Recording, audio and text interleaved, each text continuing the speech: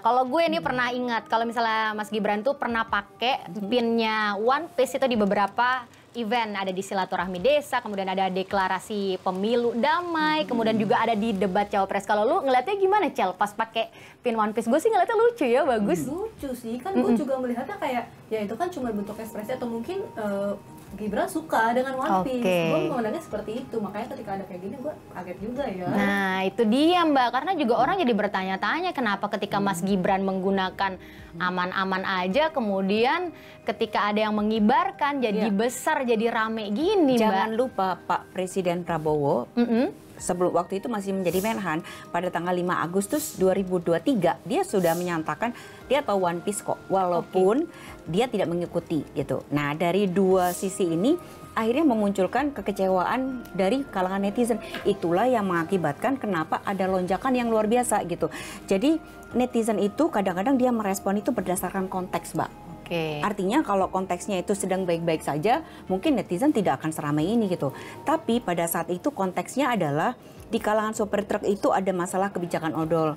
Di kalangan masyarakat netizen itu mereka sedang kecewa karena ada pemblokiran rekening.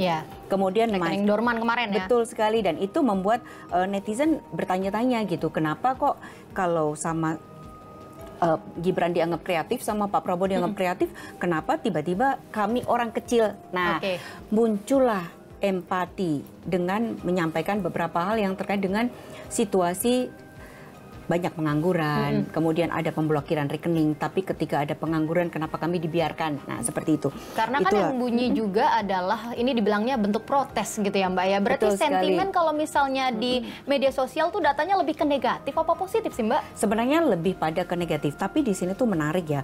Karena isu One Piece itu adalah satu isu yang dia tuh bisa menarik atensi dari Gen Z sampai baby boomer.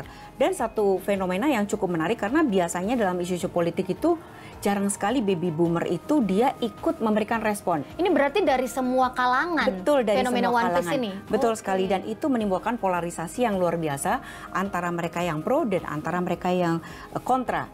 Antara mereka yang menganggap ini just meme aja gitu gitu. Nggak usah dipikirin lah, ini kan cuma fun gitu. Ini bagian dari ekspresi budaya populer gitu. Tapi di sisi lain para baby boomer itu mengingatkan gitu loh. Yang pertama adalah ingat loh, ini konteksnya adalah pada saat Presiden Prabowo mengajak kita semua untuk mengibarkan merah putih. Merah adalah darah kita, putih adalah darah para pejuang kita yang tumpah untuk menyatukan Indonesia. Nah kemudian disitulah momennya itu dianggap tidak tepat gitu, dianggap tidak, kurang sensitif lah gitu. Apalagi pada saat itu diajak untuk mengangkat bendera One Piece karena dia tidak mau mengangkat bendera merah putih karena dianggap bendera merah putih terlalu suci, seperti itu. Nah kemudian kalau kita lihat juga kenapa ada kekhawatiran dari para senior itu, karena mereka menganggap dan mereka punya pengalaman terkait dengan persepsi itu kan pengalamannya. Pengalaman yang menyatakan bahwa jangan main-main loh dengan yang namanya simbol seperti ini, manga gitu. Karena ternyata simbol manga seperti ini itu pernah dilakukan untuk meruntuhkan dalam tanda petik sebuah negara. Meruntuhkan negara di mana aja Mbak? Betul, jadi tahun 2020 ternyata protes dengan menggunakan simbol 3 jari dari Hunger Games itu terjadi di Thailand.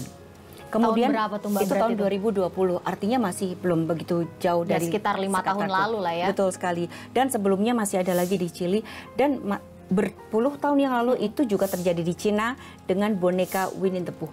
Kan kadang-kadang kita tidak berpikir kan boneka itu lucu gitu. Itu kan simbol-simbol yang lucu yang orang nggak tahu kalau sekali. misalnya itu digunakan mau memecah belah suatu negara. Betul, itulah yang dikhawatirkan sebenarnya oleh para senior. Kalian harus berhati-hati karena jangan sampai ini dijadikan salah satu alat untuk yang namanya cognitive warfare, sehingga menurunkan atau mereduksi merah putih di dadamu. Pun juga kalau misalnya kita bicara soal konteks One Piece ini, kan pada bilang kalau misalnya ini sebenarnya bentuk kebebasan berekspresi. Betul sekali. Jadi disinilah terjadi polarisasi antara kebebasan berekspresi dengan sesuatu yang dianggap sebagai nasionalisme yang dalam tanda petik kolot. Kenapa kolot? Karena pada akhirnya Presiden Prabowo langsung memberikan statement melalui kementerian bahwa nggak apa-apa asal tidak boleh lebih tinggi daripada bendera merah putih. Bendera merah putih Dan juga gitu. kalau misalnya Aku juga ngelihatnya kan ini just for fun ya Mbak ya, Ya. just for fun. Dan kalau kita balik lagi ke cerita tentang One Piece ini sendiri, memang kan tentang perompak ya, tentang gimana seorang bajak laut sebenarnya yang diceritakannya tuh lebih ke baik hati gitu loh, bukan perompak yang jahat, bahkan dia melawan kekuasaan kejahatan kayak gitu. Ya, dan itu bicara soal persahabatan, Betul. kebersamaan, melawan keadilan gitu. Tapi lucunya juga netizen itu juga bilang, kalian ini jangan salah loh, itu bukan bendera One Piece, itu adalah bendera Jolly Roger. Iya, kayak gitu. Jolly Jadi Roger. ternyata di antara mereka seperti itu. Terus ada juga yang mengatakan kalian jangan asal ikut asal-asalan gitu. Kalau kalian tuh nggak tahu itu sebenarnya bendera apa gitu. Terus nggak apa-apa lah. Yang penting adalah semangatnya tuh yang sama gitu.